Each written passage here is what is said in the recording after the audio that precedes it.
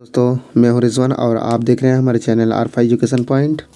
तो दोस्तों आज मैं करने वाला हूं इकोनॉमिक्स क्लास 10th की तीसरी चैप्टर मुद्रा बचत एवं साख। ठीक है, मुद्रा बचत एवं साख। तो इससे पहले 2 चैप्टर में करवा चुका हूं ऑब्जेक्टिव, सारे ऑब्जेक्टिव को दोनों चैप्टर से करवा चुका हूँ। पहला चैप्टर और दूसरा चैप्टर को अगर आप नहीं देखे हैं तो जाके देख लीजिएगा।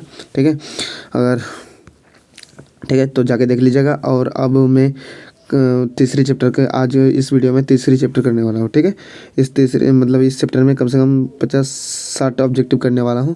तो चलिए शुरू करते हैं। शुरू करने से पहले एक छोटा सा मेरा रिक्वेस्ट है कि अगर आप अभी तक मेरे वीडियो को लाइक नहीं किए हैं तो लाइक कर ले और अपने दोस्तों में भी शेयर कर ले और चैनल को सब्सक्राइब करें, बेल आइकन को दबा दें। ठीक है, ताकि हमारा पहला नोटिफिकेशन, वीडियो का नोटिफिकेशन अब तक समय समय पर पहुंचते रहे। ठीक है, तो चलिए शुरू करते हैं। पहला क्या ऑब्जेक्टिव देखते हैं।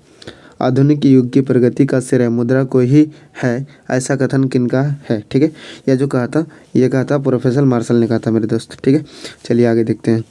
यदि मुद्रा हमारी अर्थव्यवस्था का हृदय नहीं है तो रक्त प्रवाह अवश्य है, यह कथन किसका है। ठीक है, यह कहा था किसने, यह कहा था टेस्टोले ने। ठीक है, ट्रेस्कोट ने। ठीक है, चलिए आगे देखते हैं।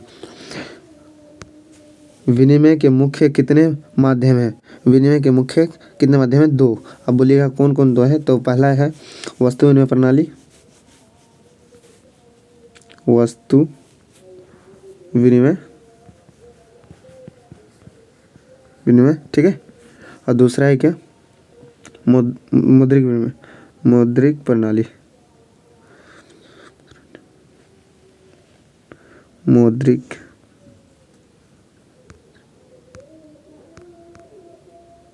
ठीक है, तो चलिए आगे देखते हैं।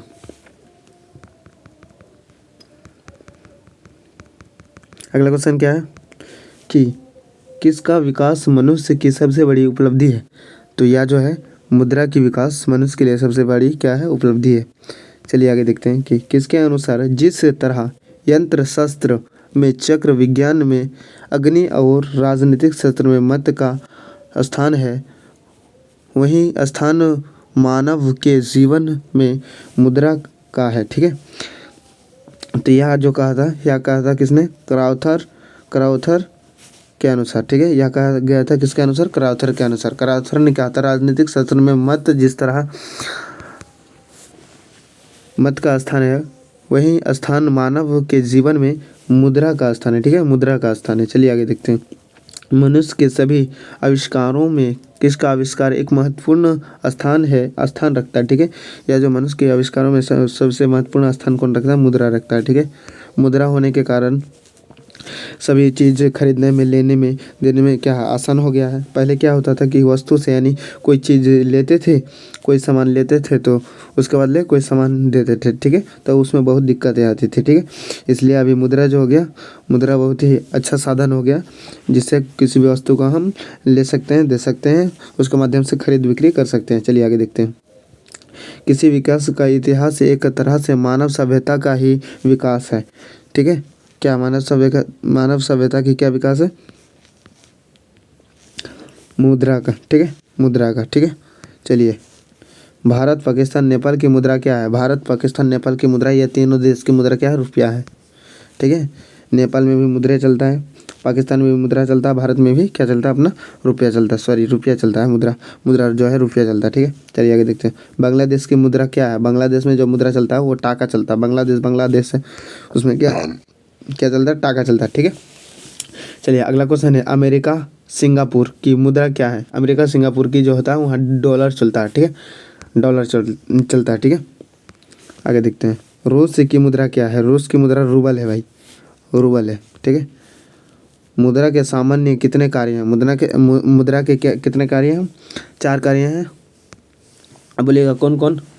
माध्यम, मापन, संचय, भुगतान। कौन कौन? माध्यम,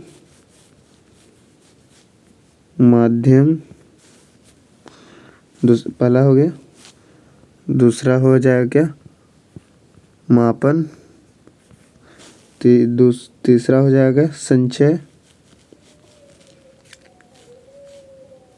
संचय, चौथा हो जाएगा भुगतान।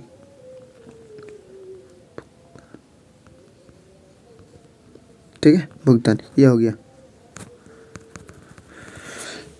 चलिए अगला क्वेश्चन देखते हैं। ठीक है, अगला क्वेश्चन देखते हैं। किसके अनुसार मुद्रा वह है जो मुद्रा का कार्य करती है? यह कहा था, किसने कहा था? प्रोफेसर हडलेविट्स ने कहा था कि मुद्रा वह है जो मुद्रा की कार्य करती है। ठीक है, मुद्रा की कार्य करती है।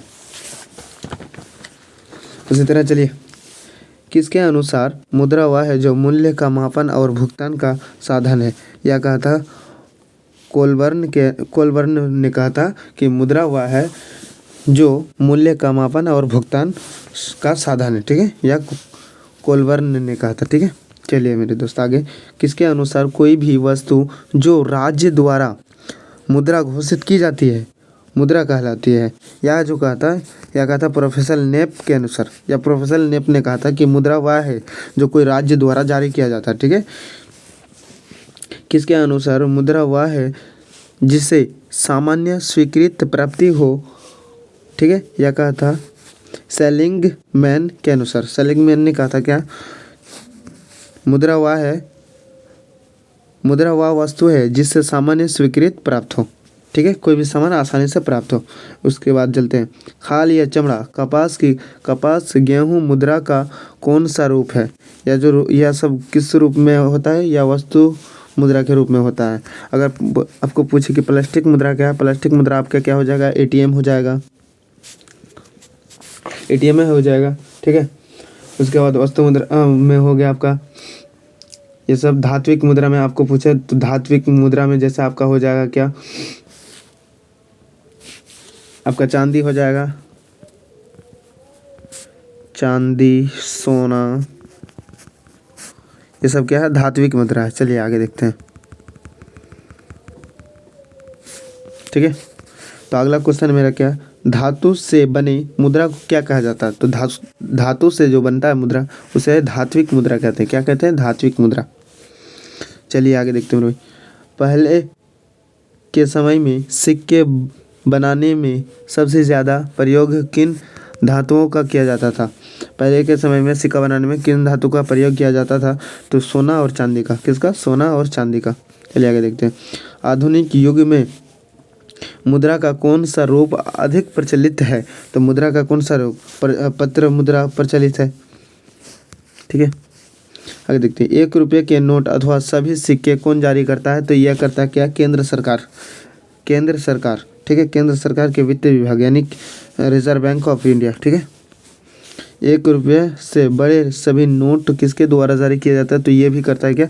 रिजर्व बैंक ऑफ इंडिया ही करता है। ठीक है, चलिए आगे देखते हैं। चेक, हुंडी इत्यादि मुद्रा के कौन से रूप हैं? ये सब क्या है? साख के रूप में होता है ये सब। ठीक है, आगे देखिए। एटीएम सह डेबिट कार्ड तथा क्रेडिट कार्ड मुद्रा का कौन सा रूप है? यह सब जो है प्लास्टिक हो गया, प्लास्टिक मुद्रा के रूप में ये सब होता है। ठीक है, चलिए आगे देखते हैं। एटीएम का अर्थ होता है, एटीएम का अर्थ क्या होता है? स्वचालित टेलर मशीन। स्वचालित टेलर मशीन, इसी को यदि आप इंग्लिश में बोलिएगा तो ऑटोमेटिक टेलर मशीन। ऑटोमेटिक यहाँ पे दे दिया, ऑटोमेटिक टेलर मशीन। ठीक है, चलिए आगे देखते हैं। ये हो गया आपका।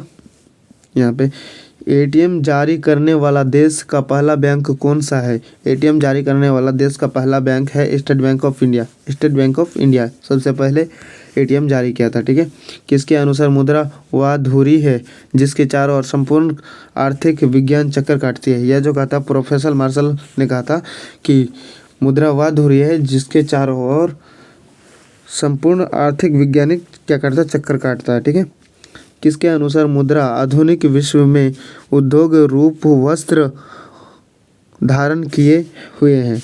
यह कहा था किसने? यह कहा था प्रोफेसर पेगु के अनुसार। प्रोफेसर पेगु ने कहा था कि मुद्रा आधुनिक विश्व में उद्योग रूपी वस्त्र धारण किए हुए हैं। ठीक है, आय तथा उपभोग का अंतर कहलाता है बचत कहलाता है। आय तथा उपभोग का अंतर क्या कहलाता है? बचत कहलाता है। साख का अर्थ होता है विश्वास या भरोसा या ऋण लौटाना, ऋण लौटाना। ठीक है मेरे दोस्त, चलिए आगे देखते हैं। ये हो गया मेरा लास्ट क्वेश्चन है मुद्रा के चार कार्य कौन कौन से हैं। मुद्रा के चार कार्य पहले भी बताइए, माध्यम, मापन, संचय, भुगतान। ठीक है, चलिए अगले वीडियो में देखेंगे इसका चौथा चैप्टर हमारी वित्तीय संस्थाएं। इसके सारे ऑब्जेक्टिव को अगले वीडियो में देखेंगे। ठीक है, अभी तक के लिए इतना ही, बाय। अगर आपने अभी तक वीडियो को लाइक नहीं किया तो लाइक कर ले, और चैनल को सब्सक्राइब नहीं किया हो तो चैनल को सब्सक्राइब कर ले। ठीक है, जय हिंद।